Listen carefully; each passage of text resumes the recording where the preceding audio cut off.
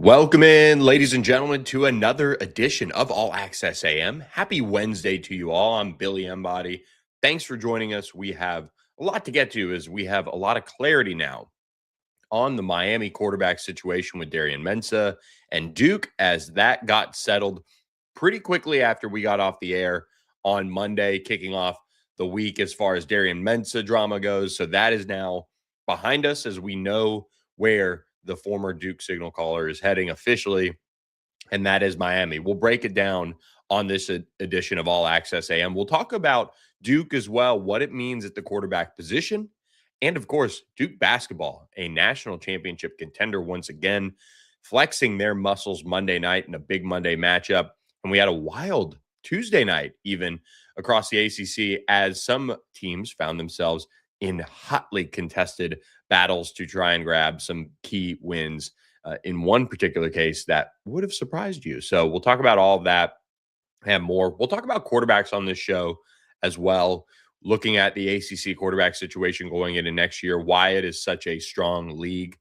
Of course, Darian Mensah staying in the league despite transferring helps that as well. But top to bottom, it's a really good year. I was talking with some coaches earlier this week and just talking with them about the quarterback position and how much it truly impacts where not only your program as a whole goes, but really your conference and just how difficult it is to prepare week in, week out, and why quarterbacks are really the driving force in a sense behind these colleges and these conferences that have put themselves up so high, why those conferences are the way they are, because that means you've got to address certain positions to try and counteract them. So we'll kind of have a little bit of a discussion around that, what the league looks like from the quarterback position next year and why it is so difficult to defend that group heading into the 2026 college football season. So Billy Embody here, really excited to have you guys with us on All Access AM. And we are, of course, presented by our friends at OPW Solutions on Wednesday. Appreciate AJ Crow and his team for supporting us. Of course, this time of year across the country, people are dealing with it. Snow and ice control. I bring it up all the time on the show because it is something that you don't realize that you need until you need it for your business. So contact OPW Solutions. Go to opwsolutions.com for more information on what they can help you out with. Commercial landscaping, power washing, parking lot services, Christmas lights. Start that planning early for next year. Fence maintenance and more. But most importantly right now, with the country really dealing with this winter storm and the after effects, reach out to them at 214-444-2305 and learn what they could do for you in the snow and ice control space. It is a really difficult and precarious process to go through, and AJ Crow and his team do an outstanding job making sure not only your business is dealt with, but your business is dealt with safely. For his team, for all their teams, they've got to make sure that they have all their equipment ready to rock. And so that's a piece of it, so that when it is time, they'll be ready to service you and your needs. So make sure you support our friends at OPW Solutions right now.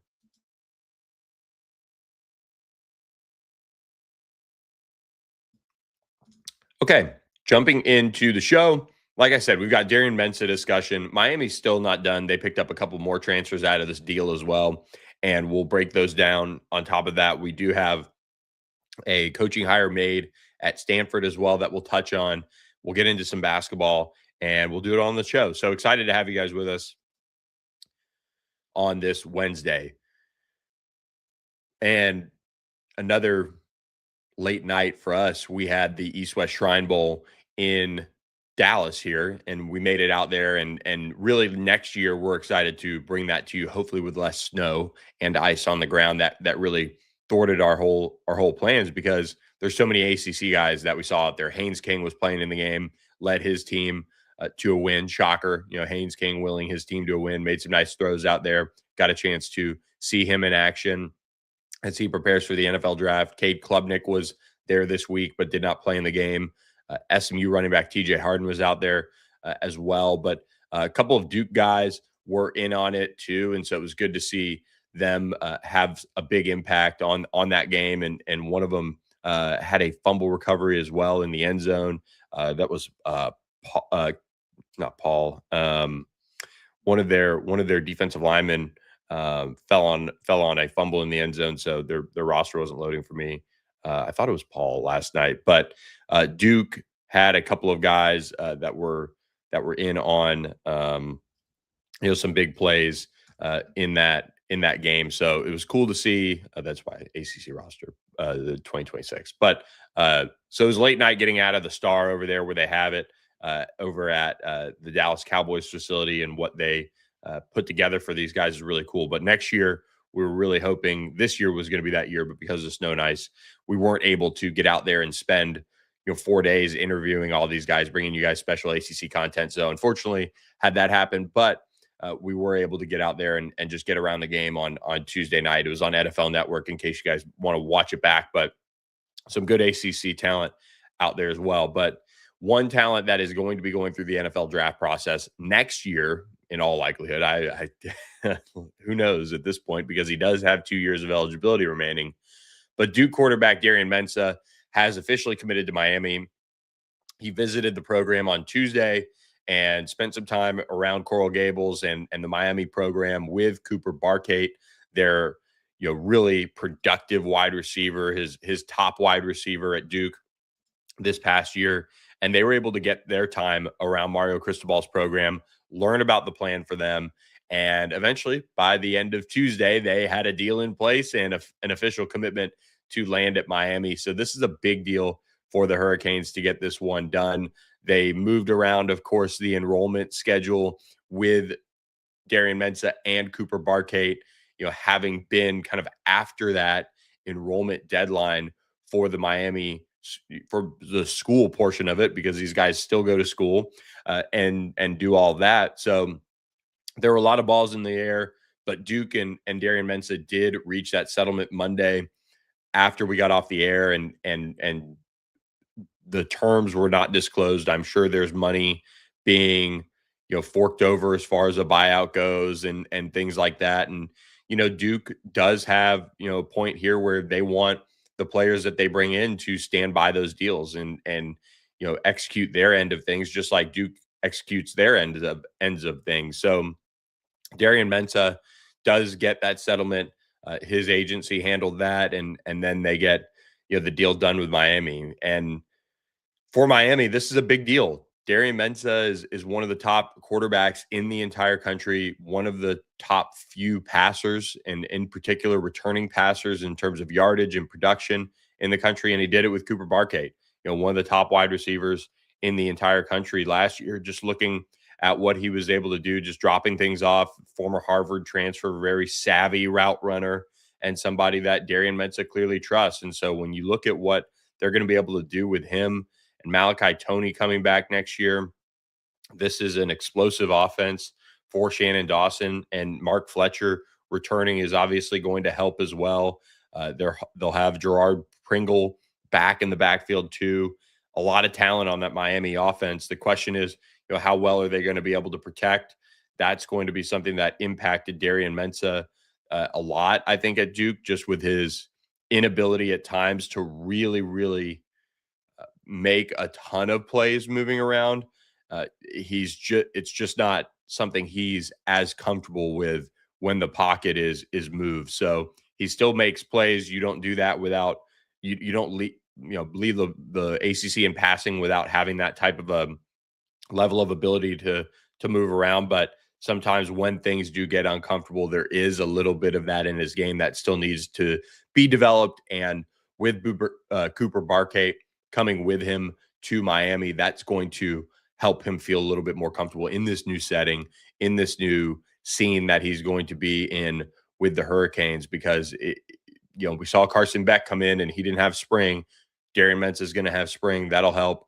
But they do have a lot of work to be done now, and getting him developed and ready for this upcoming season still, because he's not a finished product. And that's the exciting thing if you're a Miami fan, is Darian Mensah is not a finished product. He's not, this Carson Beck, which, even coming off injury, you kind of knew exactly what you were going to get in a sense from him, because that's who he is. Darian Mensah making the move from Tulane to Duke last year and the jump in production that he had at the same time, Duke did lose 5 games last year.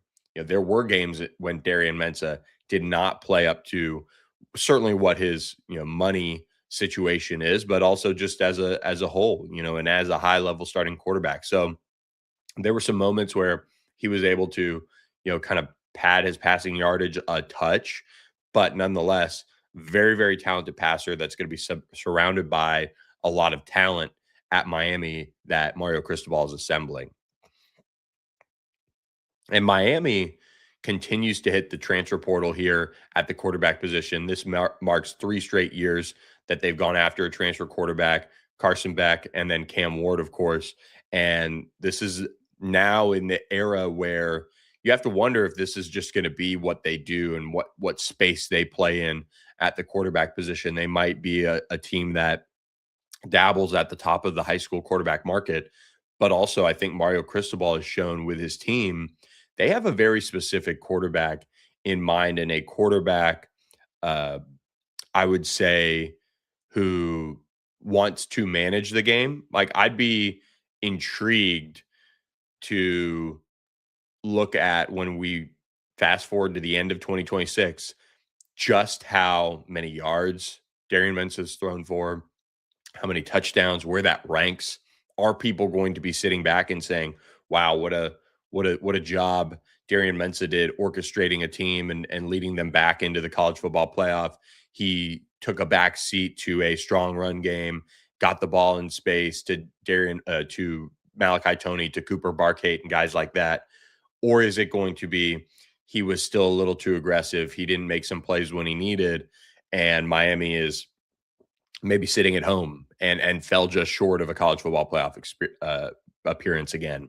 That is going to be all on his shoulders, because when you're going to command the amount of money that Darian Mensah is going to make, you're going to have to produce, or else people are going to react the way fans do in the NFL when you bring in high priced free agents and they don't pan out. So it is national championship or bust for Miami at this point. That is where they're at in the Mario Cristobal era. That's what these fans want. That's what they almost got a couple of Mondays ago now in Hard Rock Stadium, and they'll look to be back in the college football playoff this year with Darian Mensah at the helm.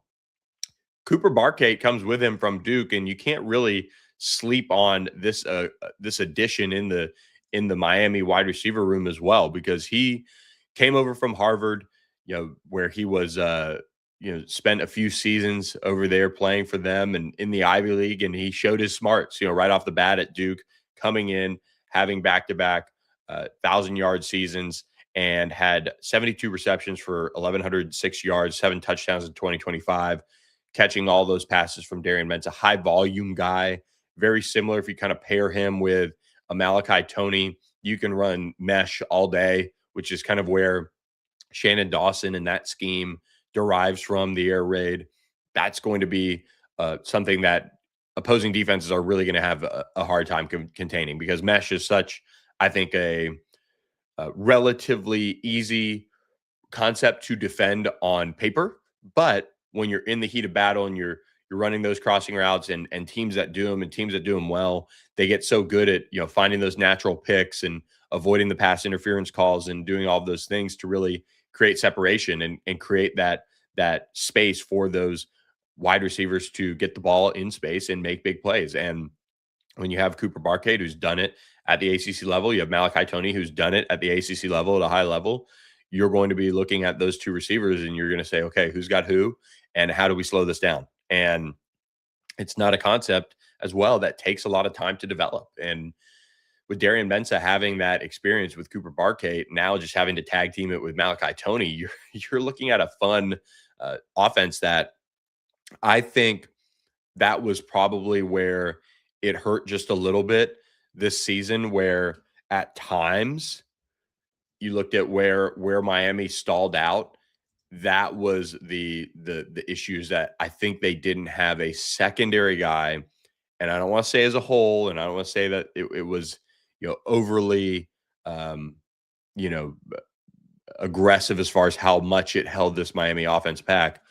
But it did feel like at times they did not have that go-to player or enough go-to players offensively to run some of those concepts and keep the ball moving.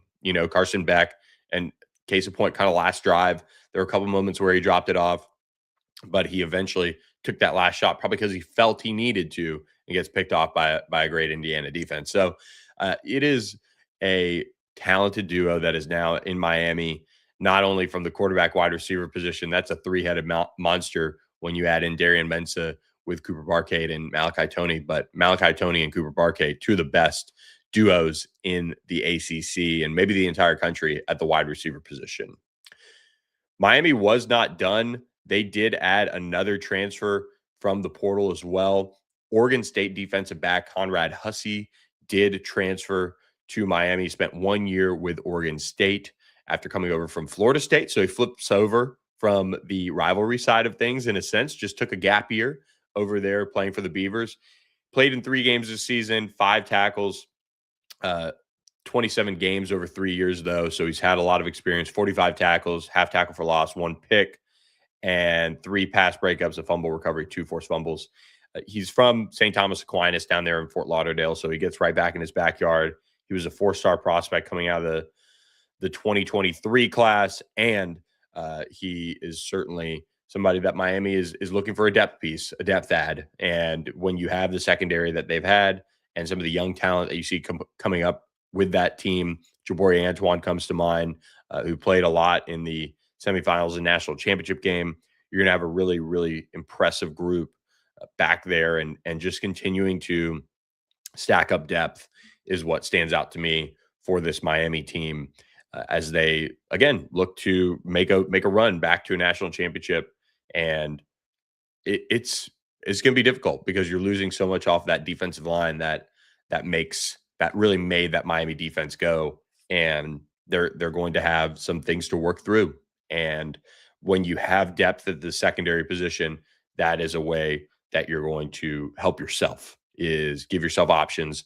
If you're having to deal with some of those drives that maybe you didn't deal with this past year because you had defensive pressure from the defensive line and that group, they're going to have to find ways to get that again this season. So let's jump in the chat. Appreciate Air Oski being here with us on this Wednesday. If you have a chance, curious which portal class you're most impressed with and most disappointed in. I love when you guys give me not only questions that are, all right, who's the best, but who's the opposite end? What is the group that you don't like, or what is the group that needs most work to do with? And I think when you look at the ACC, and if you're watching on our YouTube, I'll throw it up here on the screen, but this is the ACC rankings of the transfer portal. And this is a great question and timed well, so we appreciate that, because we haven't shown the rankings in a while. It's really been since middle of December. But here's the group.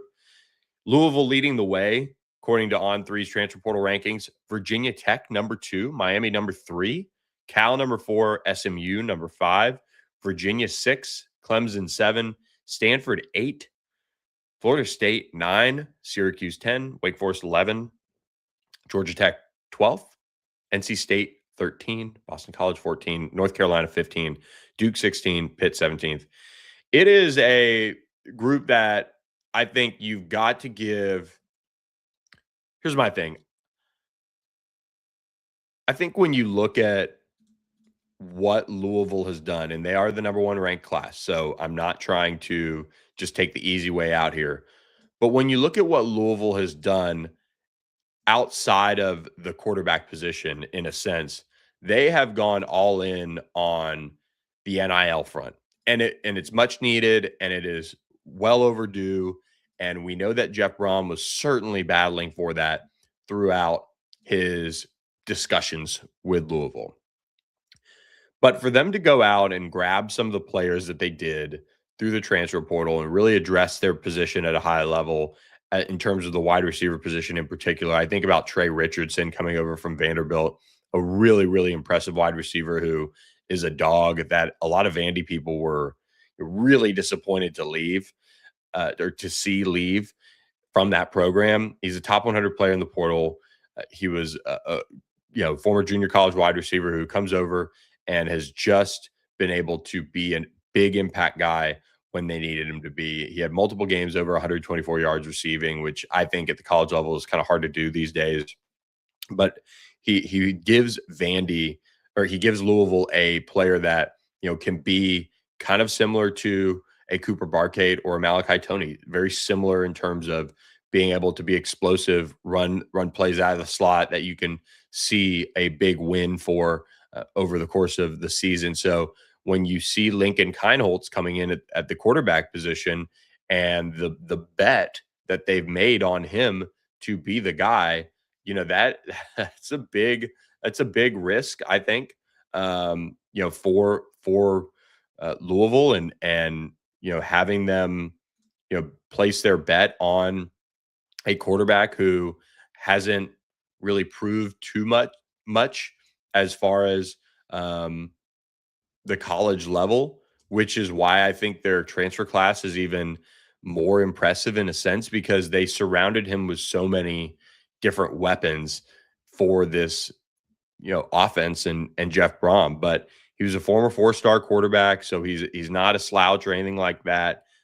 But he's just got limited experience. So is this one of those guys that Jeff Brom's going to find, and they're going to be able to mold into this top tier passer? Because they took a step back with Miller Moss, and I got a chance to watch Miller Moss in the East West Shrine Bowl last night, and in person, I didn't realize just Miller Moss is a smaller guy, and you could see that on some of his velocity in the throws that he made. I think you're looking at, with Lincoln Kienholz, somebody that Louisville is going to be able to make a little bit more of the full offensive playbook work, and they're going to be able to push the ball down the field more and throw some of those throws that maybe most college quarterbacks won't be able to make. There's still the learning piece. There's still you're going to be learning on the fly with a quarterback who's got only 250 career passing yards under his belt, but nonetheless very talented. So you pair him with some of the guys that they've been able to bring in. Brody Foley, the big tight end from Tulsa. We'll see how he is taking that step up to the ACC, but also you add an elite edge rusher in Tyler Thompson. But man, their ability to retain as well.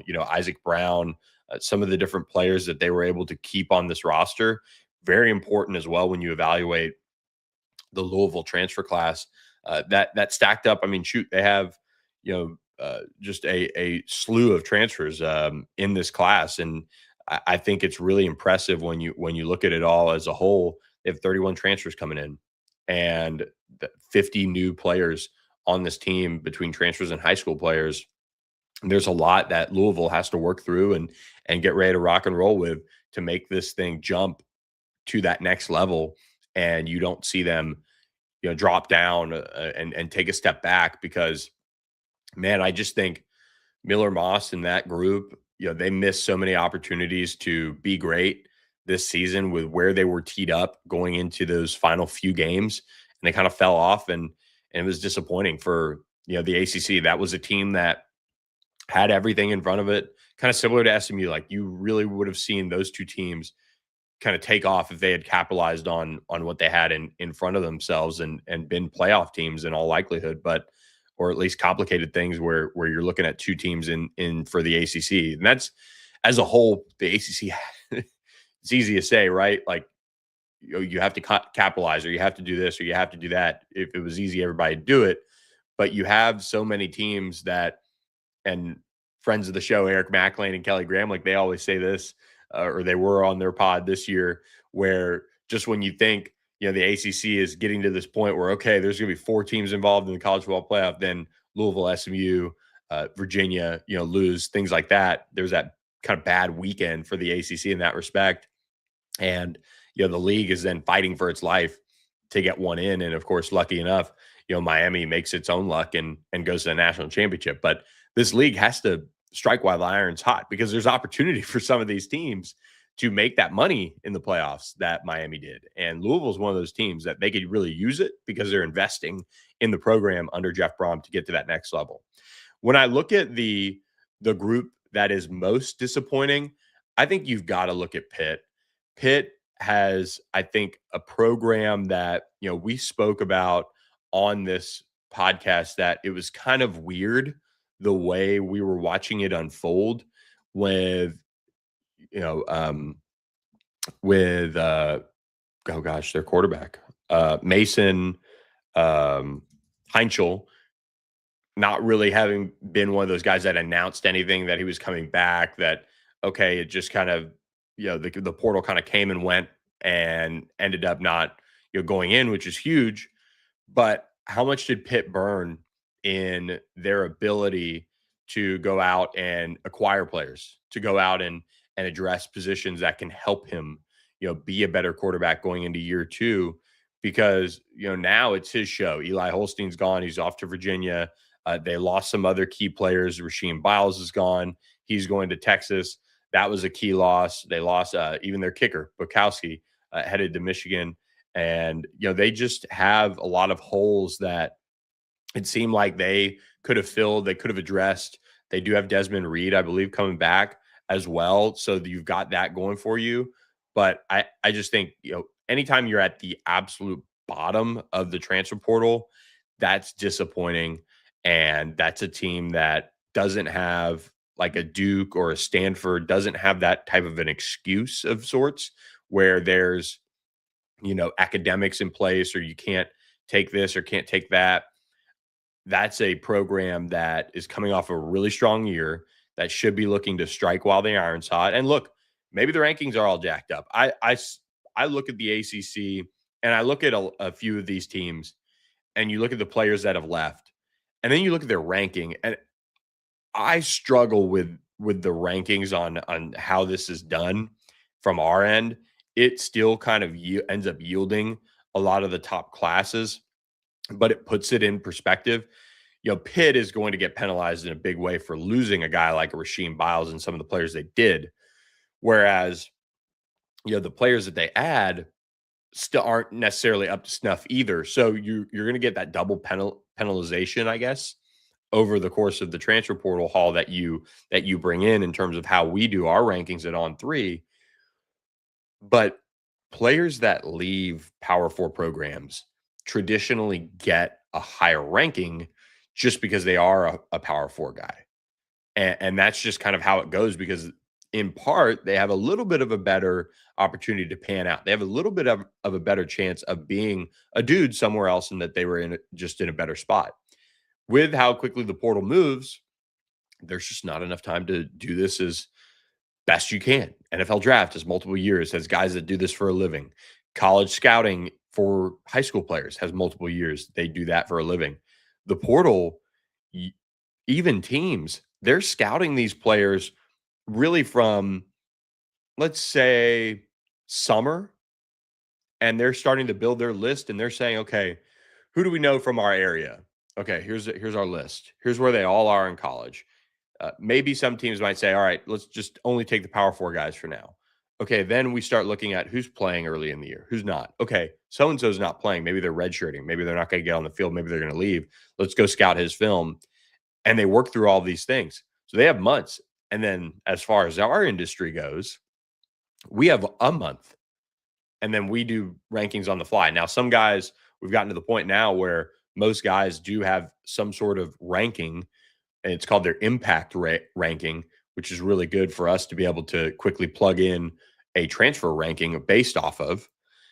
But it's still a difficult task to make. Like, and just because y'all know on here that I cover SMU, it's my day job. This ACC podcast we do Monday, Wednesday, Thursday, All Access AM is a new, really cool project that I'm working on that I'm excited about. But as far as me knowing SMU, the 19 transfers that they lost, I look at them and they're like SMU's group that they brought in is, I think, really solid.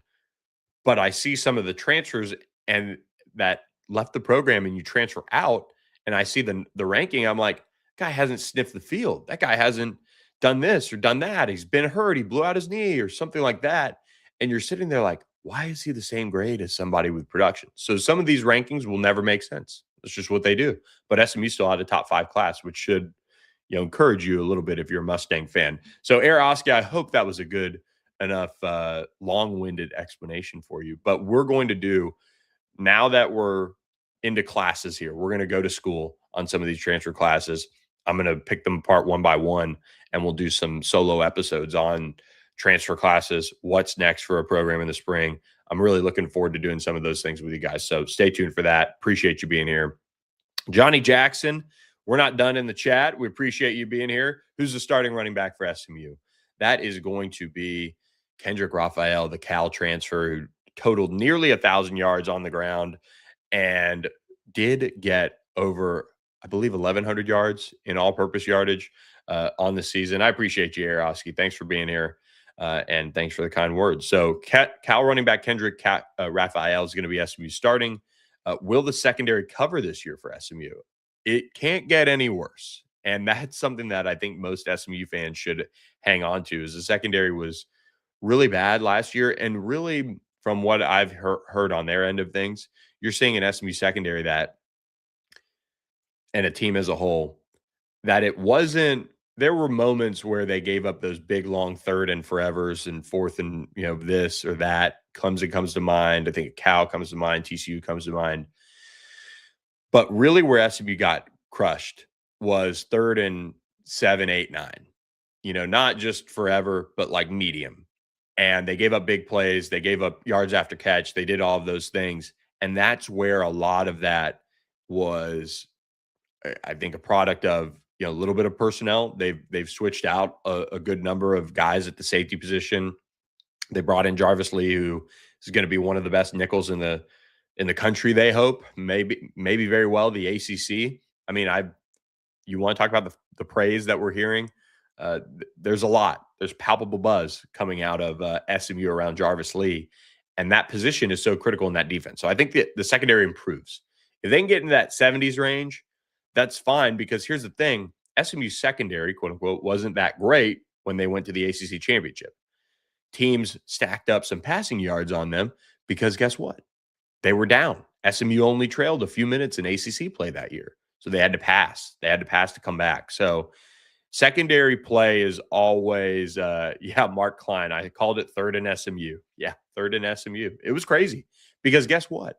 If we're tracking short yardage defense, SMU's 3rd and short and 4th and short was legitimately had to have been the best in the country. Just always got off the field. Yep, exactly. Mark Klein, you took the words right out of my mouth. And the ACC is down. SMU must capitalize. I don't know if it's down. I think it's right where it was this year. I think SMU's schedule is a step back as a whole this year. And we'll get into a lot of that early looks at teams and team schedules and things like that. But the SMU schedule includes teams like Virginia. It includes teams like Wake Forest. And I don't see SMU having as much trouble with those two teams as you might think. And maybe I'm wrong. Maybe Tony Elliott's going to plug in, Bo Pribula, and they're going to have as much success as they did with Chandler Morris offensively, and their defense is going to step up and do all those things. They lost their offensive line coach to Stanford. I still think there's some changes that have impacted UVA that they're going to have to overcome. And then you fast forward after that game, look ahead to Wake. Wake's lost a bunch. Wake's win total is set at 4.5. Maybe that's Vegas daring us to be dumb and take the under. But Wake's well coached. They're going to be a tough out, but I don't see them having the same magical year they did this year. And so SMU's schedule takes a step back, I think, and you've got to capitalize.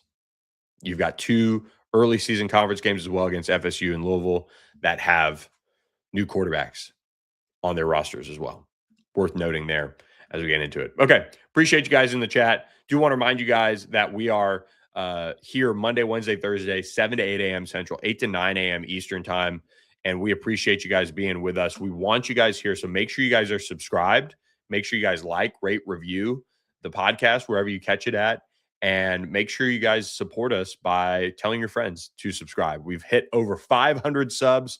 Again, I told you guys on Monday, we've been working the word of mouth angle, and it has been awesome to see so many people subscribe and support us. It is a huge help. You guys have no idea how much it means to just get that one little click. If you think you're subscribed, double check, because 58% of you that watch are unsubscribed. So you might think that you're subscribed, but Make sure you're subscribed to All Access AM on YouTube. Scan the QR code in the corner of your screen right now to go right to the YouTube channel and just subscribe. That is a key way you can help us out on the show. And as we get into the back half of this episode now, what a fun show. I love the chat interaction that takes us on our tangents. But we do have a couple of other things to talk about on the transfer portal front. We'll talk about Duke. We'll also look at a new hire for Stanford, and then we'll jump a little bit into the basketball side of things, and we'll try to fit in the quarterback discussion that might have to get tabled as a whole for next pod. So appreciate you being with us. We are presented by our friends at the La La Land Foundation, normalizing kindness. That's what it is all about at the La La Land Foundation. Whether it's supporting them through money or time or mentorship or in-kind donations, there are so many ways to get involved with the La La Land Foundation. Go to lalalandfoundation.com.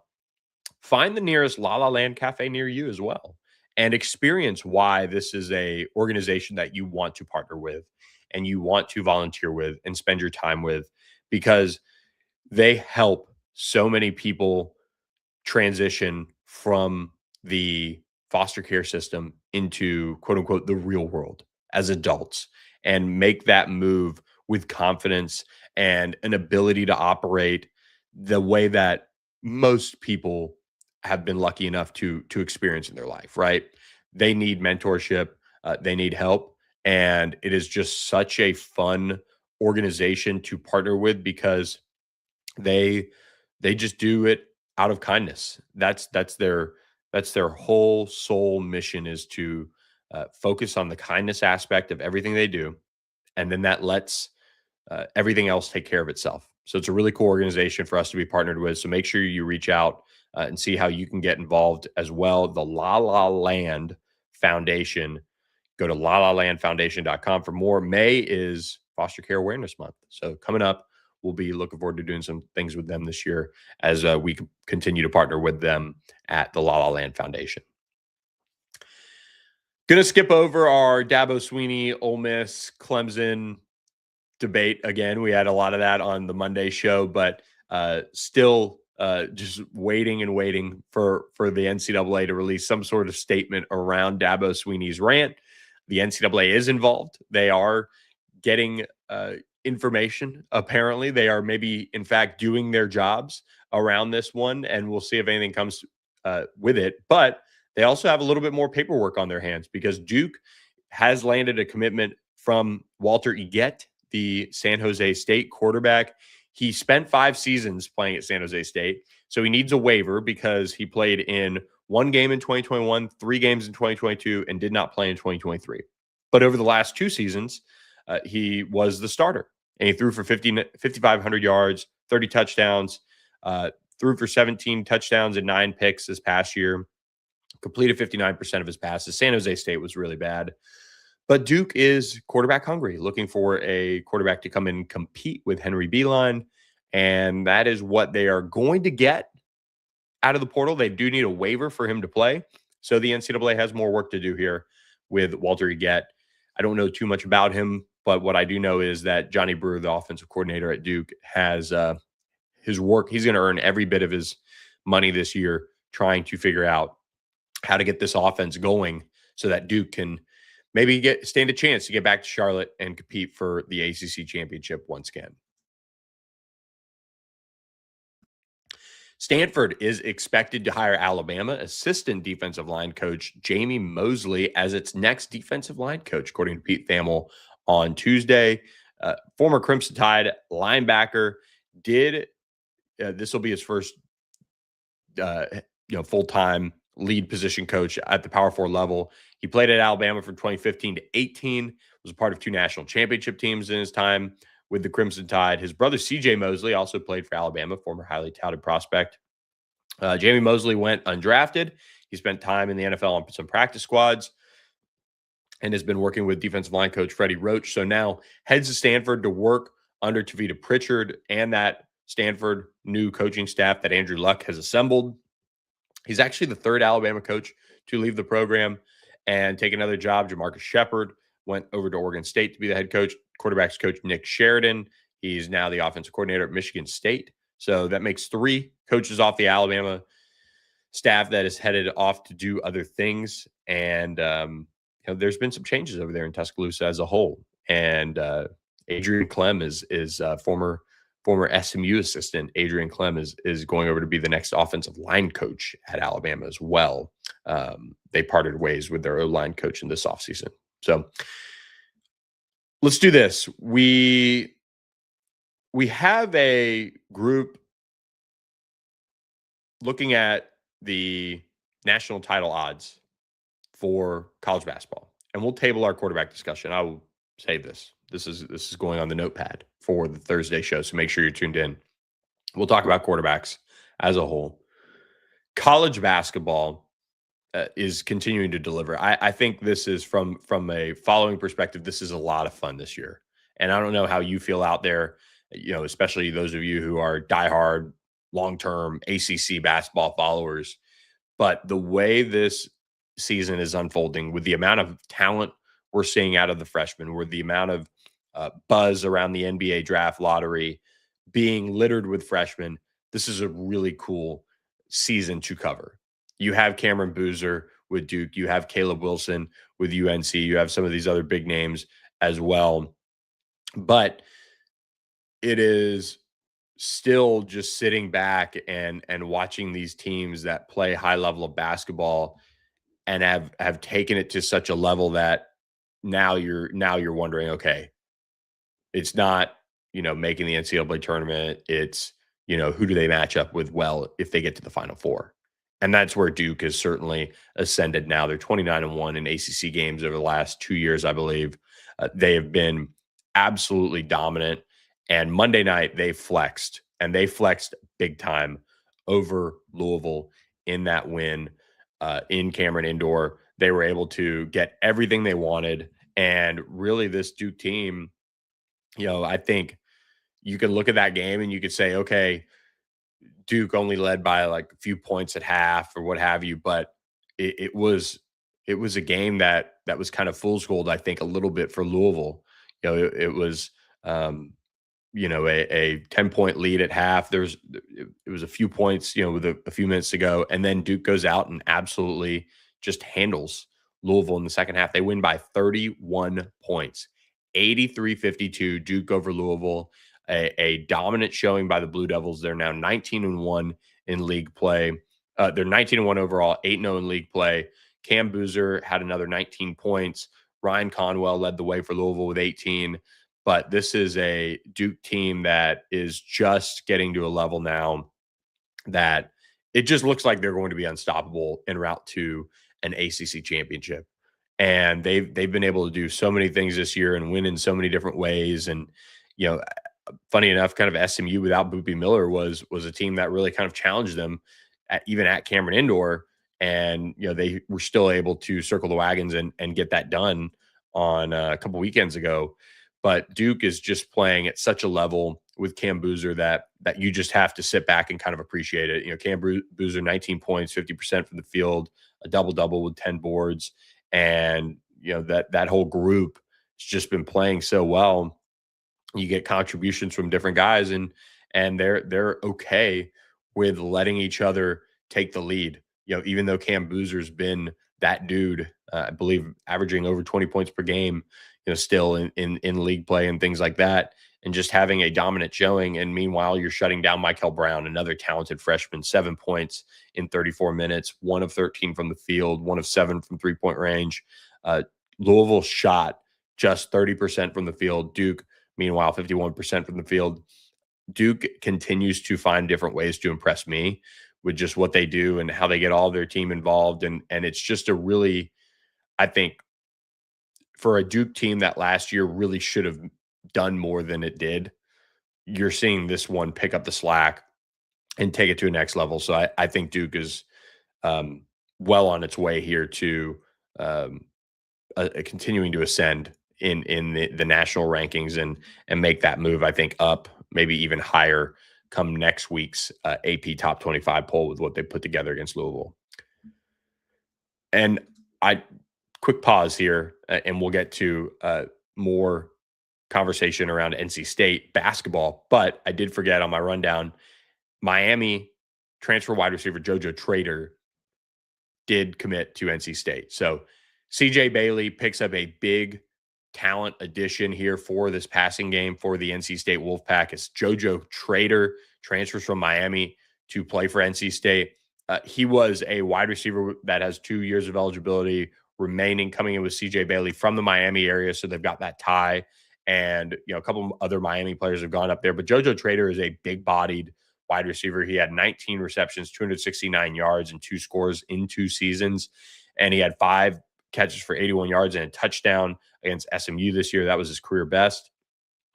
There were just times this year where JoJo Trader kind of literally took his eye off the ball. I think he had some issues with drops, but he is still an incredibly talented player, just oozing with talent coming out of that Chaminade Madonna prep program a few years ago. He played with CJ Bailey in high school. This could be a reunion for CJ Bailey and JoJo Trader that makes big waves in the ACC. And, they needed a jolt for that offense, and they got it with JoJo Trader.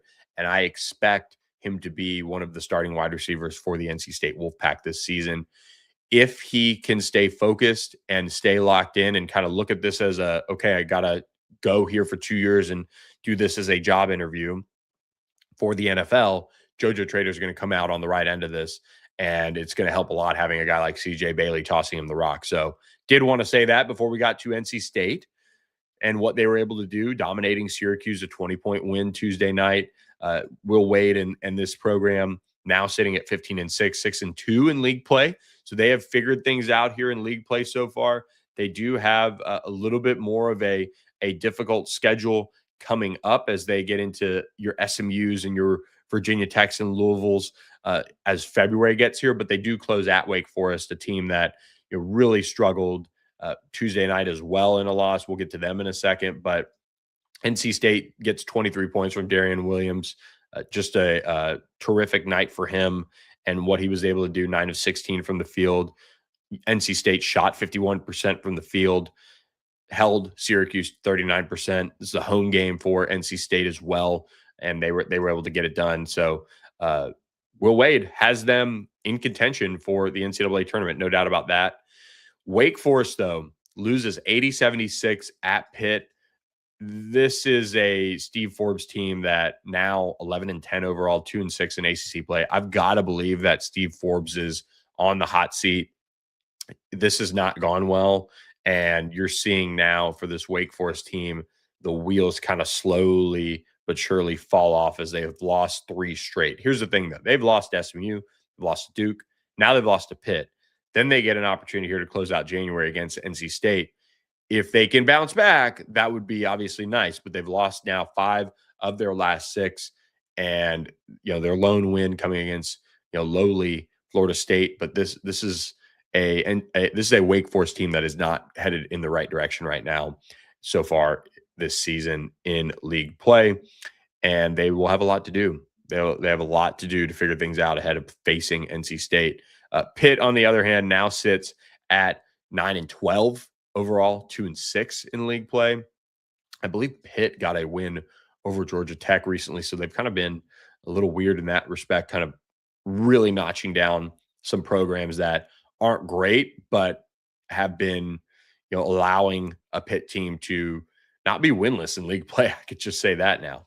Georgia Tech goes to Virginia Tech and falls 71-65 Tuesday night. Virginia Tech now 5-4 in league play, 16-6 overall.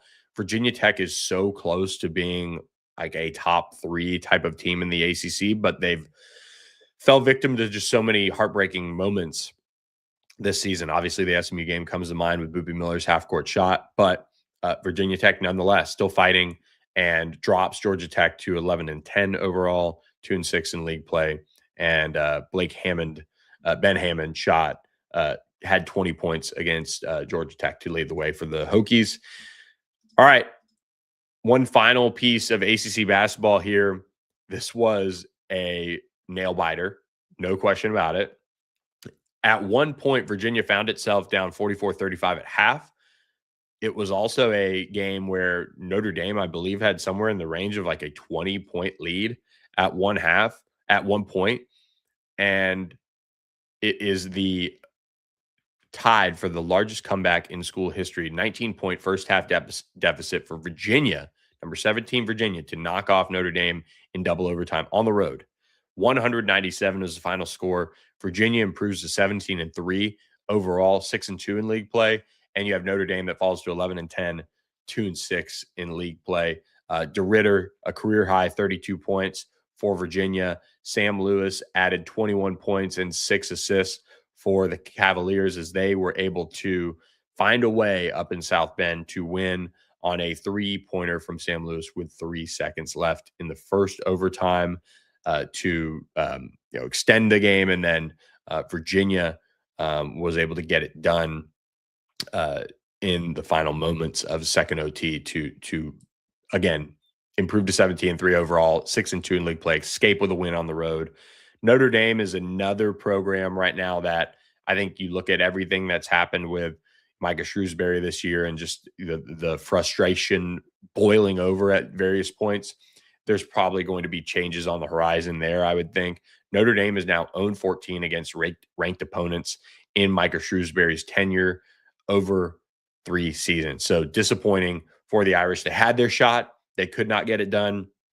And Virginia's 19-point comeback matches won against Arizona in 2006 back then in November in a non-conference game. So I believe that would make this the largest league play comeback in school history. So pretty impressive stuff. Nonetheless, they took a little moment to de-ice themselves and wake up as Virginia was able to knock off Notre Dame in a sense.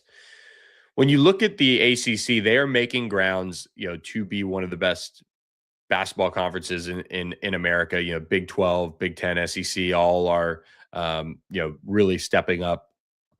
The ACC is by far the most improved conference in the league. We could see anywhere from 7, 8, 9 teams go to the NCAA tournament, kind of back where it should be in that respect. But based on KenPom rankings, they're 4th right now. But we're seeing, I think, the ACC's top teams, for the most part, kind of take care of business. You see that with like a Virginia Tech. What's keeping them out of that top 3? Well, they're not finishing down the stretch in games, and they're getting some heartbreakers sent their way. But, they're still a team that can make the NCAA tournament. And when you look at the bracketology coming out, we're seeing some programs that are still hanging on for dear life here. Like Virginia Tech, they need to find a couple of wins here down the stretch to make it into the tournament. But Duke obviously sitting very high up there. You're seeing Clemson be thrown around as a 6th seed. You're seeing SMU be around that 7, 8, 9 range.